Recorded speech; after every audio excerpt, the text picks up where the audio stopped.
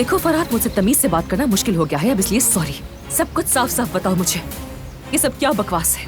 जलील होके रह गई हूँ मैं। हर कोई बातें बना रहा है मेरी, मैसेज पे मैसेज आ रहे हैं लोगों के। तुमने ऐसा किया कैसे? तुम ये बात भूल रही हो कि हमारे दरमियान ये सब एक बिजनेस डील है। यूं असली मंगेतर की तरह सवाल करने का कोई हक नहीं तुम्हें, और मैं तुम्हें जवाब देने का भी पाबंद नहीं हूँ, समझ गई तुम? हमारी डील में मेरी इज्जत का तहफ्फुज भी शामिल है, अगर तुम्हें याद हो। फरहाद, उस लड़की की खातिर तुम मुझे रोन नहीं सकते। हम दोनों ही इस वक्त इज्जत पे लेक्चर देने की पोजीशन में नहीं है, सही कहा ना? आखिरकार हम दोनों ही शादी तो कर रहे हैं, लेकिन हमें मोहब्बत नहीं। वजह चाहे कुछ भी हो, जब शादी कर रहे हैं तो उसी के मुताबिक एक्ट करो। तुम्हें ये सब अच्छा लगे या ना लगे, लेकिन आइंदा ऐसी घटिया हरकत बर्दाश्त नहीं करूंगी। बस बहुत हो गया,